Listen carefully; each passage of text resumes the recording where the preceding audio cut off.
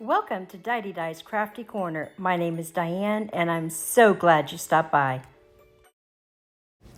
Okay, today we're going to be playing around with the CenDale Premium DTF film. Now this is a film for sublimation.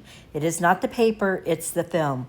We're also going to be using transfer powder. This is DTF printing powder. And we're going to be using 2 items from the Dollar Tree because, you know, why not test it out on something not so expensive? So this was a $1.25 little baby onesie, which I'm pretty sure I'll be able to find a home for. And this is a design that I chose to have printed.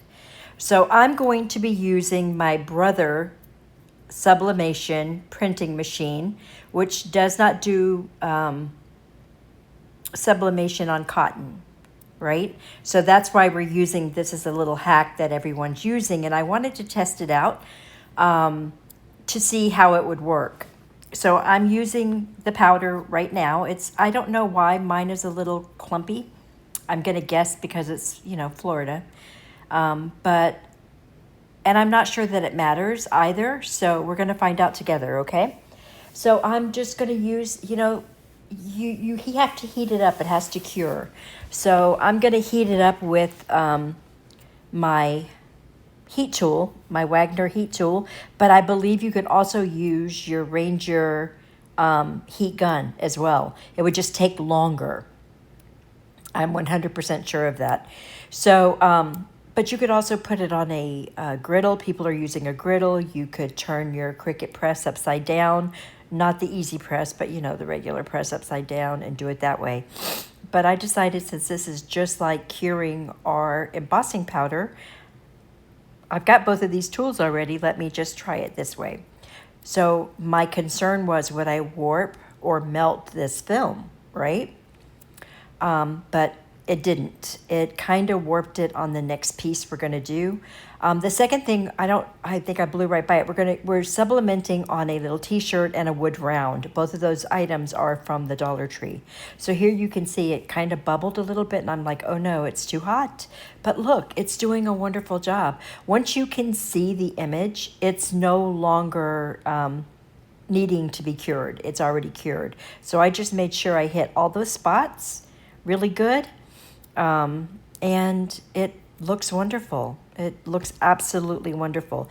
I decided to see if I could get the paper not so wrinkled right there in that middle. So I did pull out the heat tool as well, and it worked perfect. The paper looks good, and it's sublimated beautifully. So, like I said, I'm using a 100% cotton onesie and just a piece of wood. So here's the wood we're going to be using. Same image. I'm showing you here that it is cotton, right? 100% cotton. And this is the image. I sized it to 6 by 6. So 6 inches by 6 inches. And that fit for the round. And I figured it would also fit for this little newborn onesie.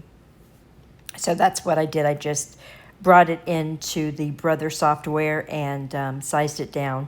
And now I'm just trimming off some of the fabric because I don't want anything to get, you know, caught in the machine or anything like that. I don't think it was necessary. I also wasn't sure if any of that powder would show up where the print wasn't. So all those things I was kind of concerned about. All right, so after I get the tag cut off and make sure I don't trim my shirt, we're going to go on over to the Cricut Easy Press. So this is the press that I decided to purchase for myself. I'm showing you the little controller that you use. It's an auto open and auto shut. It's also a clamshell design. So as you can see, it opens on its own. You use the dial to set the temperature. For this, I'm going to do about 335 maybe. And for about 12 seconds is all we're going to press it for. You could go a little longer or a little higher, I suppose.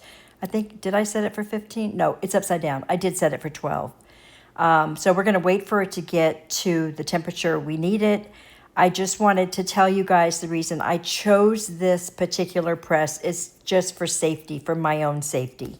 My vision is so much better now, but I don't want to take a chance and burn myself or harm myself in some way or harm my sweet little grandchildren. So I chose the press that I felt was the easiest for my arthritis and the safest for me. Luckily for me, the price for this machine has dropped, and over the course of the last few years, I purchased mine off of Amazon for $2.99.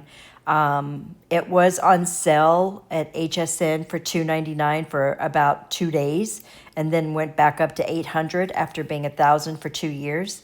So you just have to look for it for wherever you want to get it and see. But right now, it is the best price I found is the $2.99 at a couple of different places, including Cricut's website. Okay, I'm adding my heat-resistant tape, and here's our little round. I'm going to add that as well, and then we're going to press it separately. Of course, I'm using the original mat that came with the machine, and it worked great for the onesie. There was one little spot on the round, which I'll get to when we get there, but I'm just kind of making sure that it's going to stay where it is.